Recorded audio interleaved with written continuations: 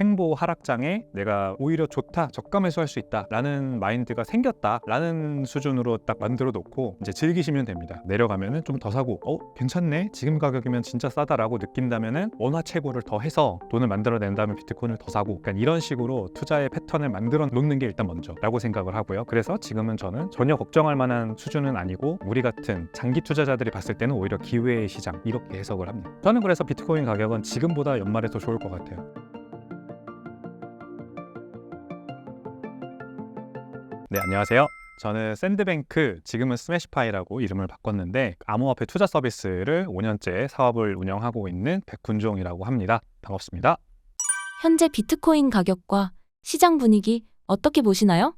아무래도 조용하고 다들 힘들어하시고 이제 언제 오를까 앞날이 잘 안 보이는 그런 상황이라고 할 수 있겠죠. 근데 이제 저 같은 사람들은 비트코인을 오랫동안 투자했기 때문에 이런 하락장은 사실 하락장이라고 생각하지 않죠. 그래서 이건 뭐 시간 문제고 좀 있으면 올라갈 건데 너무 조바심 내는 거 아닌가, 이런 우려가 있습니다. 그래서 이 방송을 보시는 많은 분들도 그렇게 조바심 내지 말고, 비트코인 가격은 어차피 또 투자자분들이 지지선 저항선을 막 그리는 걸 좋아하시더라고요, 차트에다가. 근데 그렇게 그리는 거는 참고만 하고 이런 상황이라는 걸 아는 정도에서 끝나야지, 그걸 가지고 뭐 이제 고점은 끝났다, 뭐 상승장은 끝났다, 이렇게 판단하시면 안 돼요. 항상 그렇게 내가 판단하면은 그때부터 이제 시장이 나를 배신하고 움직이거든요. 그러니까 내가 판단하는 여러 분석과 이런 전망과 이런 것들이 다 항상 맞지는 않는다. 좀 더 적극적으로 말씀드리면 거의 대부분 틀린다, 이렇게 생각을 하시는 게 좋습니다. 저는 이거를 아주 오래전에 깨달았기 때문에 저의 판단과 어떤 분석을 비트코인 가격 예측에 이렇게 잘 사용하지 않아요. 어떤 자산이 계속해서 장기적으로 우상할 거냐를 맞추는 데 사용할 뿐이죠. 저는 비트코인이 그래서 과거 한 15년 동안 지금까지 존재하면서 오랫동안 그 사이클과 패턴을 가지고 결국에는 올랐기 때문에 크게 봤을 때 올라간다라는 강한 믿음을 가지고 있는 거예요. 그래서 이번에도 반감기가 지났고, 그래서 정확한 시기는 모르겠지만 반드시 예상하지 못한 큰 수준의 가격 변동성, 가격 상승을 이루어낼 거고, 그러면은 그게 올 때까지 최대한 많은 비트코인을 모으는 게 가장 좋은 투자 방법이라고 이제 생각을 하고, 그래서 이런 방송에 나올 때마다 비트코인 사세요, 비트코인 사세요. 그리고 뭐 제가 이 말 했다 그래서 뭐 빚내서 뭐 무리해서 사라는 말씀 드리는 게 아니라, 월급 받으면 감당할 수 있는 정도는 비트코인 사는데 좀 써보셔라, 이렇게 말씀을 드리는 거죠. 그래서 결국에는 그런 것 같아요. 지금 힘드신 분들은, 가격 많이 안 오르고 지금 횡보하고 뭐 조금씩 떨어지고 이러니까 힘드신 분들은 무리해서 투자했을 가능성이 있어요. 내가 딱 정해놓고 내가 한 언제까지는 그래도 한 1억은 모아야 될 것 같아. 예를 들어 올해 결혼을 하세요. 그리고 결혼 자금을 모아야 돼. 그래서 나는 3천만 원이 필요해. 그래서 코인에 투자하신 거죠. 근데 그 투자하실 때 뭐 기존에 모아놨던 한 2천만 원을 다 거기다가 이제 몰빵을 하셨거나, 아니면은 내가 이제 뭐 전세자금 대출을 받아서 집을 마련을 해야 되는데 그거를 그래도 한 5천만 원까지는 마련을 해야 돼, 이러면서 전세자금 대출 받으신 걸로 코인에 몰빵을 하셨거나, 약간 이런 무리한 투자를 하신 분들이 지금 힘드신 게 아닌가. 근데 그거는 좋지 않아요. 그렇게 뭔가 내가 원하는 금액 또는 어떤 어마운트를 만들기 위해서, 그게 코인이든 주식이든 다 상관없습니다. 내가 그렇게 하는 순간, 무리하는 순간 이제 그때부터 이 자산, 내가 투자한 자산을 내가 이렇게 객관적으로 바라볼 수가 없거든요.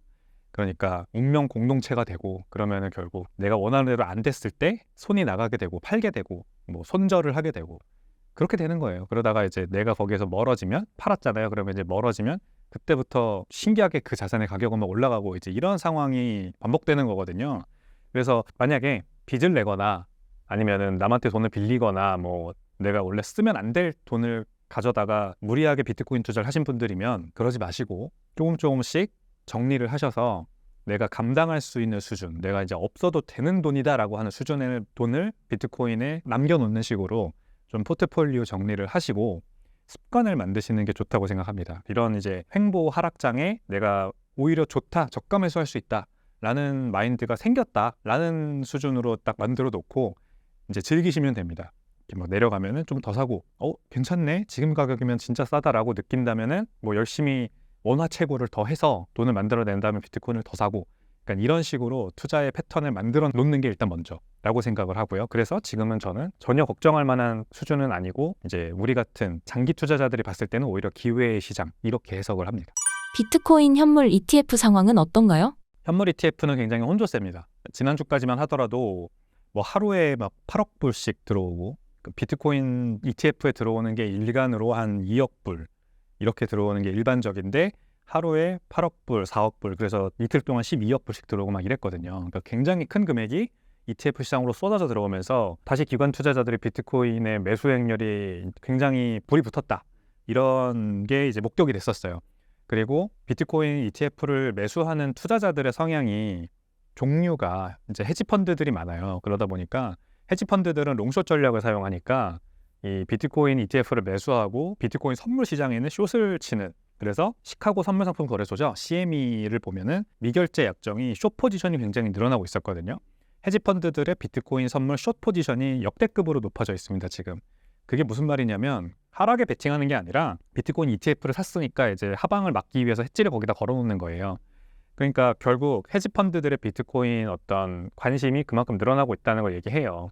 이게 이제 올해 1월 달에 있었던 일이 다시 반복되는 거였거든요. 그게 이제 지난주까지 있었던 일인데 이번 주 들어서는 비트코인 가격도 좀 빠지고 다시 이제 ETF 시장에서는 좀 유출이 많이 발생하고 있어요. 근데 지난주까지 막 제가 말씀드렸듯이 이틀 동안 12억 불씩 들어오고 막 이랬는데 빠져나가는 건 여전히 2억 불씩 빠져나가거든요. 그러니까 아직도 지난주에 들어온 인플로의 그 거센 어마운트 규모에 비하면 뭐 이번 주 들어서 빠져나가고 있는 거는 미미한 수준이긴 합니다. 그래서 뭐 아직까지는 속단할 필요는 없을 것 같아요. 비트코인 ETF는 이렇게 생각하셔야 됩니다. 호텔입니다. 호텔. 어떤 호텔을 얘기 드리면 되게 잘 이해가 되실까? 신라 호텔이라고 할게요. 얼마 전에도 그 비트코인 컨퍼런스 있었잖아요. 서울에서. 거기서 장충동 신라 호텔에서 VIP 이벤트를 했었는데 아무튼 신라 호텔은 로비는 굉장히 사람이 많아요. 하지만 그 위에 객실에 사람이 훨씬 많잖아요. 그러니까 객실에 한 뭐 1000명이 묵고 있으면 그 로비를 통해서 왔다 갔다 하는 사람들은 한 200명, 100명, 어쩌면은 그 언더일 수도 있습니다. 하루 동안 왔다 갔다 하는 사람들의 수는 객실에 묵고 있는 사람들의 수보다 현저히 적다. 10% 언더일 것이다. 그게 이제 ETF랑 똑같습니다. 이제 ETF는 지금 570억 불의 자금이 들어와 있고 그게 600억 불까지 갔다가 한번 내려왔다가 하는데 하루 동안 왔다 갔다 하는 돈이 2억 불이라고 말씀드렸잖아요. 그러니까 이제 비율로 치면은 뭐 얼마 안 되죠. 몇 퍼센트 안 되지 않습니까? 1000억 불이라 치면은 2억 불이면은 뭐 0.2%. 그러니까 그 정도의 아주 낮은 수준의 금액만 이 호텔에서 빠져나갔다가 들어왔다 빠져나갔다 들어왔다 하는 거예요. 그러니까 전체적인 규모가 중요한 거지 이 하루 유입 유출이 비트코인 가격에 크게 영향을 미치는 시기는 이미 좀 지났습니다. 그거는 이제 ETF 초기, 지금은 큰 호텔이 신라 호텔이 완성돼 있고 그 신라 호텔에서 얼마나 많은 자금이 왔다 갔다 하냐 이게 사실 중요한 게 아니고 이 호텔의 규모가 커지고 있느냐 줄어들고 있느냐가 중요한 거예요. 근데 570억 불 이게 그래서 600억 불, 650억 불 막 이렇게 늘어난다면 그게 비트코인 가격을 크게 이끄는 거죠. 570억 불의 규모가 아직까지는 600억 불까지 갔다가 다시 내려온 수준이라서 이렇게 비트코인 가격이 지금 그렇게 크게 오르지 못하고 있는 거거든요. 근데 만약에 이 600억 불을 넘어서 좀 늘어난 추세가 된다. 그러면은 이제 신라 호텔이 다시 이제 증축을 하기 시작한 거예요. 층을 하나씩 또 올리는 거죠. 장사가 잘 되니까. 그렇게 된다면은 비트코인 가격도 굉장히 좋을 겁니다. 그래서 지난주에 12억 불씩 들어왔다. 이건 굉장히 고무적인 현상이죠. 그런 것들이 더 많아져야 결국 비트코인의 그 호텔이 다시 커지는, ETF의 호텔이 다시 커지는 그런 상황이 올 겁니다. 네, 그래서 주목할 만하다. 네, 앞으로 비트코인 ETF 호텔이 더 커지는 거를 570억 불이라는 전체 AUM이 늘어나는 걸로 우리가 한번 관찰해보자. 이렇게 말씀드리고 싶습니다. 현재 비트코인 가격에 가장 많은 영향을 주고 있는 요인은 어떤 것이 있나요? 일단은 미국의 그 대선이 11월 달에 다가오잖아요. 점입 가경으로 치닫고 있는 비트코인 게임 이론을 한번 얘기해 볼 수 있을 것 같아요. 지난주에 트럼프 현재 공화당 후보가 채굴 기업들 사람들과 대표 및 그리고 경영진들과 이제 비공개 회담을 가졌습니다. 마라라고라고 하는 본인의 이제 별장이죠. 굉장히 호화 별장에서 비공개 회담을 가졌습니다. 그래서 비공개 회담에서 나온 여러 가지 발언들이 지금 이제 언론의 조명을 받고 있는데 CNBC가 이제 그 해당 미팅에 참석했던 이 채굴 기업들 대표들과 한 50% 정도는 인터뷰를 다 했대요. 그래서 한 기사에 이제 그 사람들의 발언들을 이제 묶어서 얘기를 해줬는데 공개를 해줬는데 굉장히 재밌는 얘기들이 많습니다. 이제 첫 번째로는 트럼프 후보가 이 비트코인 채굴에 대해서 굉장히 해박한 지식을 갖고 있고 생각보다 그리고 비트코인 채굴이 미국의 AI 경쟁, AI 이제 군비 경쟁이라고 하는 이 큰 국가적 아젠다에 도움이 된다라고 보고 있대요. 그래서 단순히 비트코인 채굴을 우리가 미국으로 가져와서 미국에서 모든 비트코인을 채굴해야 된다. 그게 언론에서는 굉장히 조명됐거든요. 앞으로 모든 비트코인, 남은 모든 비트코인은 미국에서 채굴돼야 한다라고 트럼프가 본인의 이제 소셜미디어에 올린 것 때문에 그것만 이제 일면에 나오고 막 이랬는데, 그것뿐만이 아니라 이제 채굴을 우리가 국가적으로 산업을 육성해야 되는 이유, 그거를 갖다가 미국이 지금 AI 경쟁을 하고 있잖아요. 중국 뭐 이런 다른 국가들과. 그거를 비트코인 채굴이 도와줄 수 있다라고 굉장히 중요한 산업으로 생각을 한다는 거죠. 그러면은 이제 국가적으로 비트코인 채굴을, 만약에 트럼프 현재 이제 공화당 후보가 당선이 되면 국가적 아젠다로 비트코인 채굴 산업을 키울 수 있어요. 그러면은 이제 전 세계에 있는 큰 채굴 기업들 또는 채굴자들이 미국으로 들어오는 효과가 있을 거고, 그게 마치 이제 미국이 지금 반도체 공장들을 미국 현지에다 짓도록 만드는, 그래서 미국 기업들을 리쇼어링 해서 미국 내에서 생산하게 하려는 그런 움직임과 이제 똑같이 비트코인 채굴 산업도 이제 미국으로 모이게 되는 그런 효과가 있을 거거든요. 지금 이제 비트코인 채굴 해시레이트를 보면 미국이 38%, 중국이 한 21%, 카자흐스탄이 16%, 이렇게 1, 2, 3, 4 등이 매겨져 있는데, 미국이 이제 굉장히 38%의 비중이 더 커질 가능성이 있죠.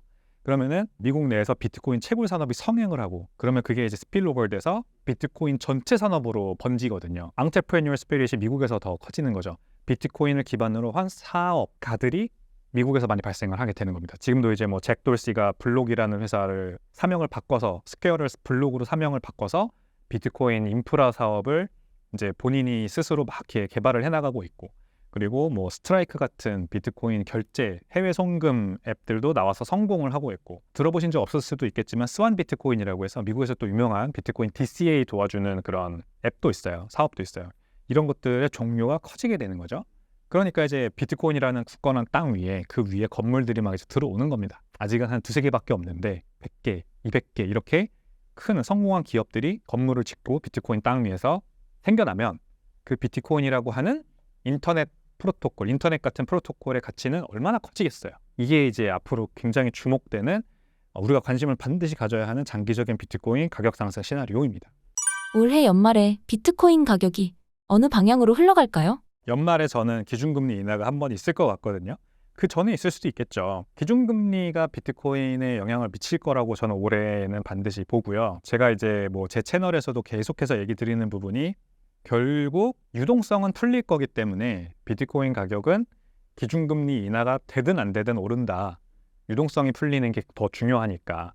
그래서 이제 연준의 퀀티테이티브 타이트닝, QT를 점점 축소하는, 그것을 우리가 주목을 해보자라고 하거든요. QT가 축소된다는 거는 결국 연준이 더 많은 유동성을 시중에 푼다는 얘기니까, 그게 다시 이제 위험자산 시장에 들어가게 되고, 그러면 투자 심리가 살아나고, 그래서 비트코인 가격이 또 오를 거라고 생각을 해요.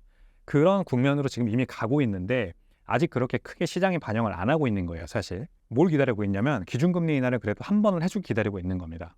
기준금리 인하는 결국 두 가지 이유 때문에 발생을 할 거예요. 올해 안에 CPI가 극적으로 낮아지거나, 이제 5월달 CPI는 괜찮았죠. 지난달 대비해서 0%대 성장을 처음으로 했기 때문에 아주 좋았습니다. 근데 그런 것들이 더 많이 자주 일어나줘야 이제 연준이 자신감을 가지고 기준금리를 한 번 인하를 할 거예요. 근데 그게 아니라면 경기 침체입니다. 이제 실업률이 예상보다 급격하게 갑자기 늘어나거나, 아니면은 이제 GDP 성장률이 급격하게 꺾이거나, 이런 것들이 일어나면 연준은 대응을 해야 돼요. 반드시 대응을 해야 됩니다. 이제 인플레이션이고 뭐고 다 상관없어요. 미안하지만 인플레이션은 그냥 올라가게 내비둬.